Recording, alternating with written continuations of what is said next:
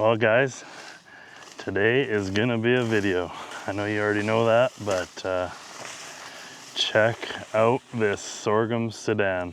It's changing color on us a little bit too quick. Our summer seems to have run out of heat. Our nights are getting really cold, and unfortunately the sorghum Sudan needs to come down.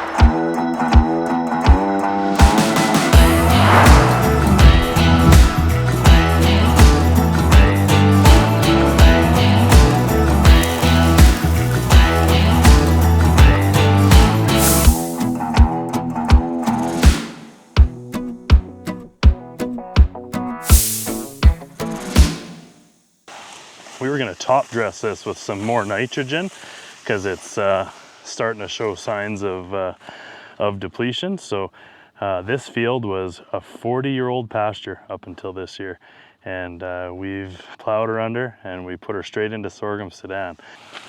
As you can see here, she's up to my chest. We've got Italian annual ryegrass seeded every 13 inches, and then the sorghum seeded every 13 inches. I'm nervous. I have never grown this stuff before. We've done that on a couple different fields this year with some new crops, but this one's making me nervous. There is so much biomass here that I hope these Krone triple mowers can do it. When I unfold these things and fire them up and dive into it, it might be running into a brick wall. I have no idea. I've seen videos of other people doing it, but I've never done it. So I don't know what to expect here, but hopefully we're gonna put up some pretty darn good feed as silage. So watch this, guys.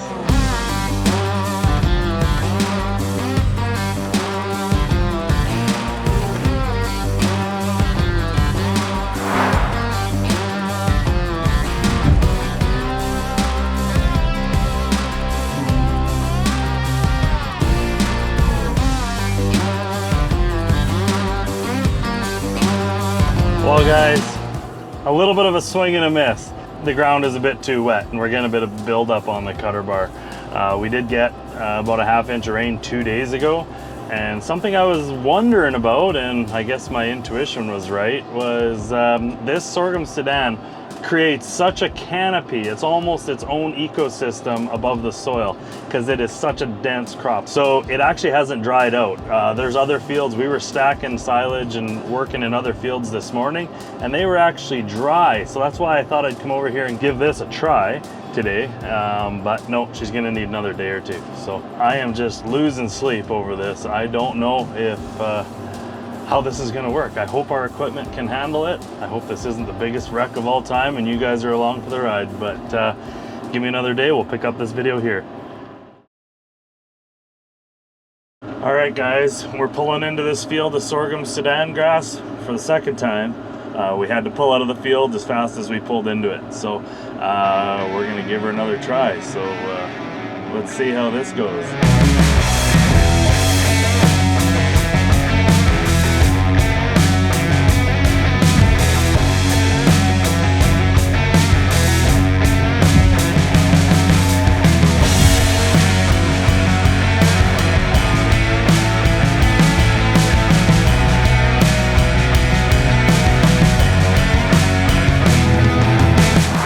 So far, it's actually doing a really nice job. Fingers crossed, we're doing it. We are really doing it. Cutting sorghum Sudan grass for the first time with triple mowers. There's not too many videos of guys doing this, by the way, on YouTube. We've been trying to research and find information on this process, but it's harder than you'd think. Anyway, we're doing it.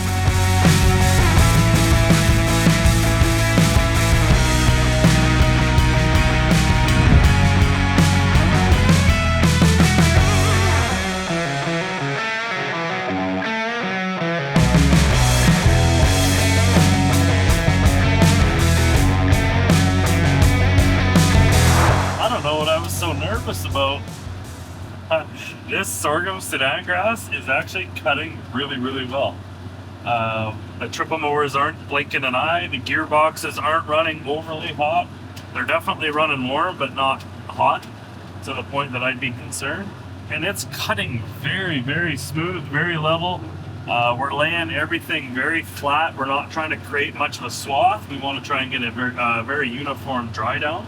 I'd say the funniest complication that we've had here today is there isn't really much you can spray on this sorghum Sudan for thistles. And there's been a couple spots around a dugout in the field and around the headlands where there's always more weed pressure. And we weren't able to spray for thistles. So obviously the thistle fibers, when they're at full maturity, unfortunately, they did get to full maturity. And when we cut through the sorghum Sudan and the thistle, the front header is unfortunately getting a bit of resistance and plugging from the thistle. But there wasn't much of that, just a little bit on the headlands, like I say, and a little bit on the one side of the dugout. But other than that, keeping that radiator clean for those first couple passes, pretty minor detail. Well, as you guys know, farming ain't easy. Eating on the run, sometimes you just gotta grab what's closest to you in the fridge. And today I'm really excited about my grab and go because it's one of my personal faves. Freybe herb liver sausage. Man, if you guys haven't lived until you've smeared some of this paste onto a salted top soda cracker, it's amazing.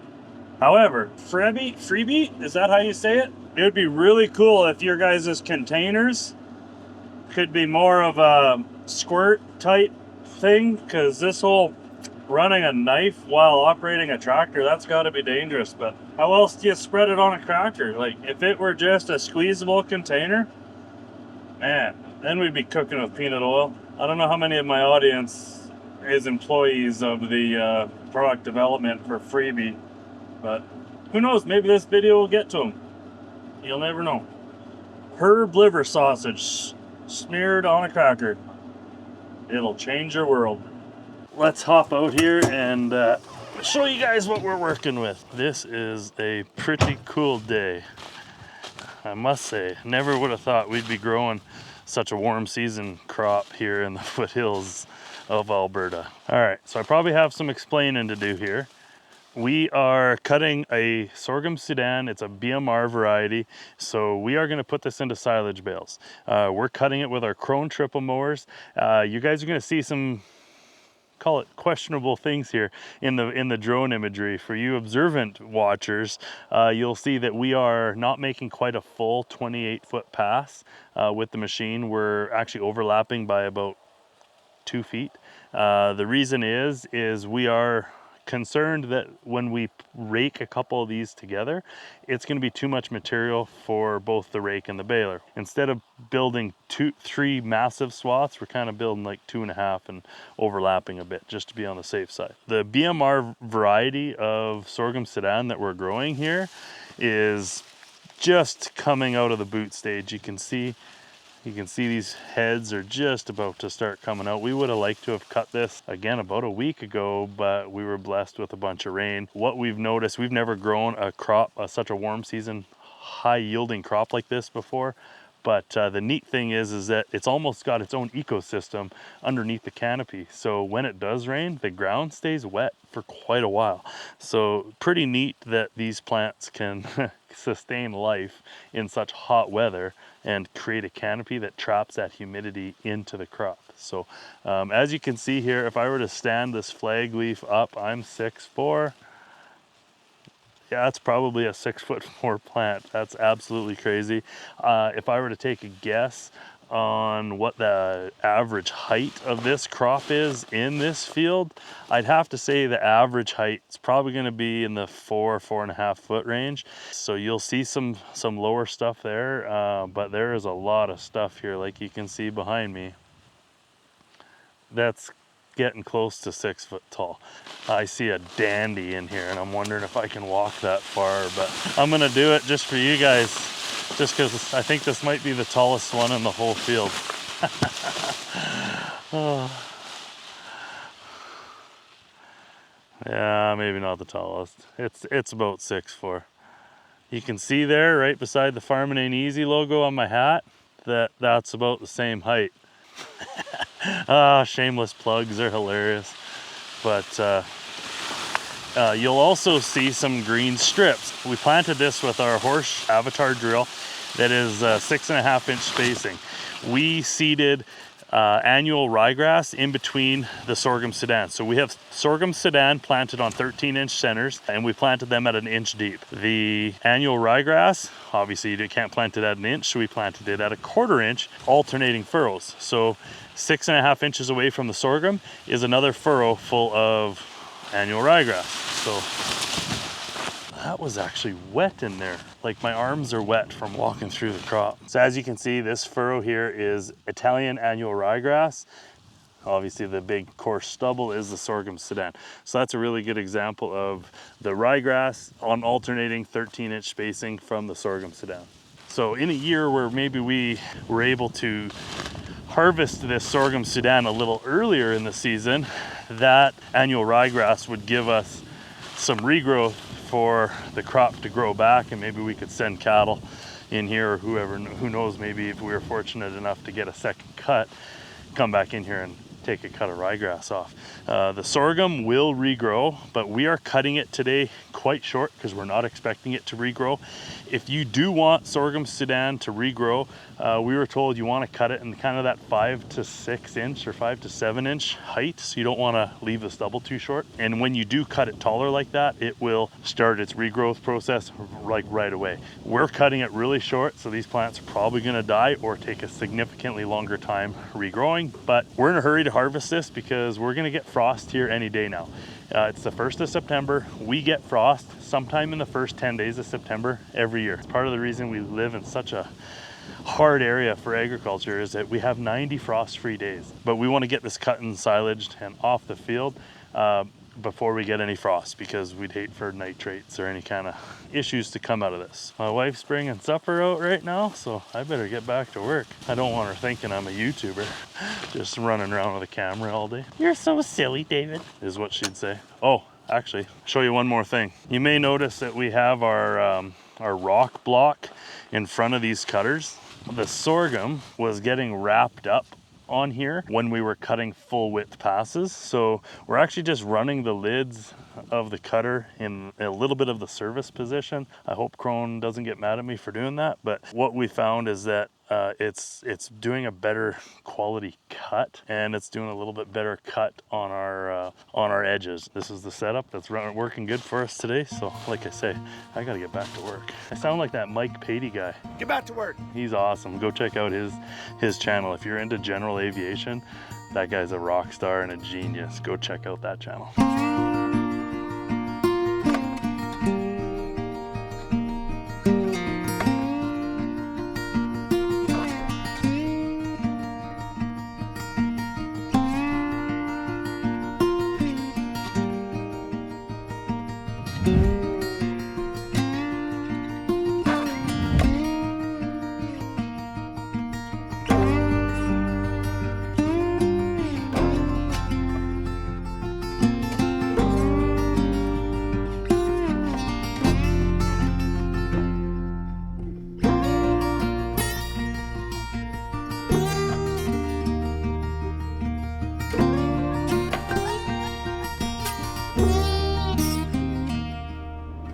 This field up until spring of 2024 was in pasture, and it was quite an old pasture. It'd probably been in pasture for 30, 40 years.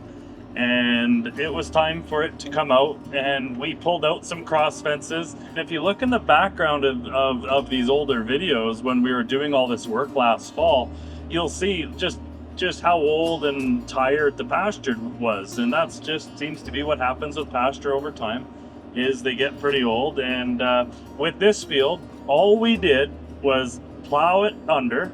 So we brought in Mr. Plow and we power harrowed it. So plowed it, power harrowed it, and then we spread 315 pounds of a product called Hesso from Replenishnutrients.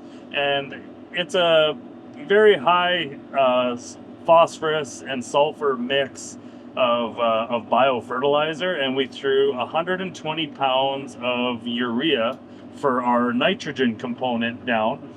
Once those two products were spread, we land rolled the field to kind of work it in and push all that into the nice soft dirt. And after that, we seeded it. We seeded the BMR sorghum Sudan grass into it on 13-inch spacings, and it's Italian annual ryegrass in between every 13-inch row of sorghum Sudan. Just to show you, really very few inputs. The plowing and power harrowing is an expensive pass, but on the same token, it got us into a crop in the first year. Sometimes doing a no-till rotation will save quite a bit of money, and we do quite a few of those, but it takes longer to get to a cropping status. Whereas what we did here in this field went from literally 30 or 40-year-old pasture straight into crop. And with the right nutrient package, like I say, from Replenish, we were able to go quite a nice crop here. So I'm getting interested and anxious to put this through the rake and baler. It's going to be a lot of material, but I'm pretty confident that Krone gear can handle it. Stay tuned. There'll be another video with that exercise. So, oh God. Oh, I'm having a hard time telling you guys this right now. And no, I'm not getting emotional with you, but I think I just run over a skunk with these triple mowers. I don't know if he went through the cutters or if he was running through the sorghum Sudan and just sprayed me, but it is ripe in here right now. I don't know if I should open the door, try and get some fresh air in, if that's going to make it worse, but holy, I don't understand how the great Lord above can build something that smells so bad. I'm glad I already ate supper. I have lost my appetite. It is right in here. I got chills down my spine. It's so strong. I'm gonna need a minute. It's with heavy hearts and a burning nose. I'm so sorry, Mr. Skunk. I didn't mean to hit you. I feel bad for the guy, but I also feel bad for my nose.